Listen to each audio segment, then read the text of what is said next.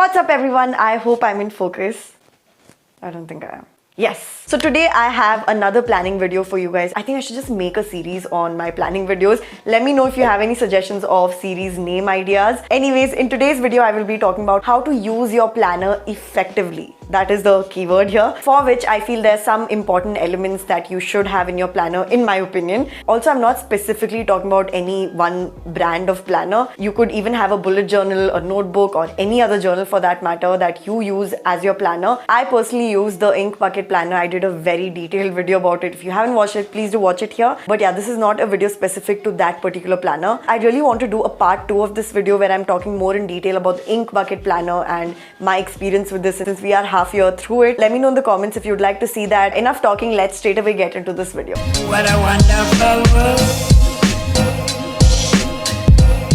One of the most common ways to use a planner is to mark important appointments. I think almost everyone uses their planners for this, and for good reason, because it does help you keep track of your appointments and make sure you don't forget something important. The term appointment sounds very heavy and serious, but I literally mean anything from an interview appointment to a reminder for you to wash your hair that day. I personally only mark important appointments on my planner. That's because the trivial appointments or trivial reminders, I put it somewhere else, which I will be discussing later. Another important element of a planner, I feel, is to use it as a tracker. A planner shouldn't just consist of the future, even though essentially that's what planning means. You're planning for the future. I feel you should also use your planner to keep track of your growth in different aspects of your life. This could be tracking your water intake, tracking your money, tracking your workouts, tracking any habit that you're trying to form. I feel tracking really helps you plan better because you'll always know what needs attention and what does not need attention. Hence, you can prioritize better and inevitably planning better. A common mistake I've made is to track multiple things at the same time. I'll end up not tracking anything because it just seems all too overwhelming for me. So make sure you're just tracking like 3 to 4 things at the max and not more than that, otherwise you're gonna go crazy. Now, I don't use my planner just to plan. I also use it for certain mental health practices. So that could be gratitude,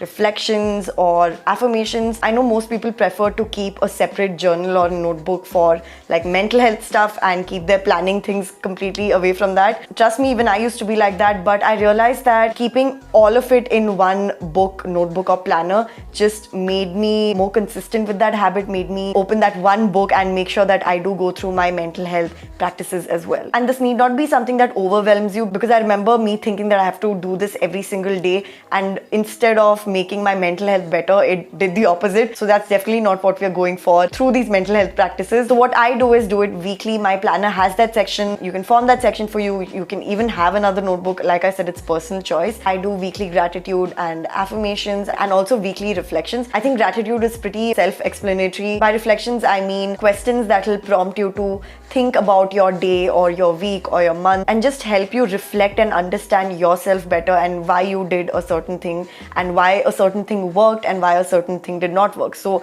like I said, inevitably I feel all this does help in the entire planning process, because of course when you're reflecting, when you know what works and does not work, you will plan according to that instead of blindly planning something even when it's not working. You can check YouTube or Pinterest for these journal prompts. You'll find tons of them. So a traditional planner will always have like the main section where you generally write down the stuff that you have to get done on that day, essentially a to-do list. But I actually don't use that main section as a to-do list. In fact, I use that section to journal. Now, some of you might be confused as to why I do that. Honestly, it's personal preference. I've tried using my planner both as a to-do list and as a method to journal, and I prefer the latter. Let me quickly explain why I don't like to use my planner to jot down to-do lists. I feel it's better when I jot down my to-do list on a sticky note where it's staring at my face the entire day. That way I won't have to keep opening my planner again and again to check what all I have left to do for the day. It just seems like an extra step, a little bit of a hassle for me. Maybe I'm just lazy. But yeah, I prefer to keep my to-do list outside of my planner, staring at my face the entire time. And it also makes it easier for me to check it off and to keep going back and forth with my to-do list. The main space of a planner, I use that to journal my day. I'm just basically jotting down highlights of the day. And these are very brief points. It's not like a entire Dear Diary type journaling. I'm a very nostalgic person and I like going through my older planners and seeing what what I did on a particular day. I just love living through those moments through these small journal points that I make in my planner. Just remember not to make it too long, otherwise you end up not doing it at all.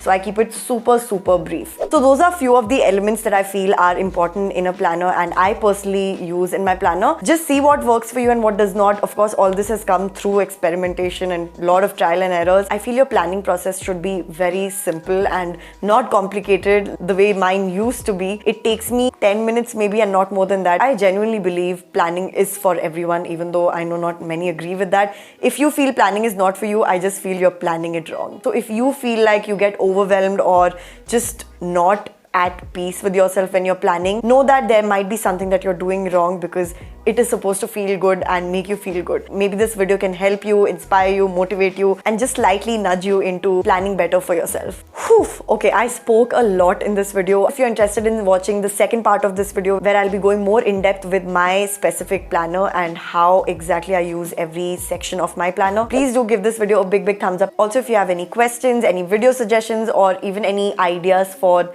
a series name for all my planning videos, please do let me know and help your girl out. And if you haven't already, please subscribe to my channel and click on the bell icon so that you get notified whenever I do upload a new video, which is every Wednesday and Saturday. I hope you guys have an amazing day. Stay happy, positive, and blessed. Bye.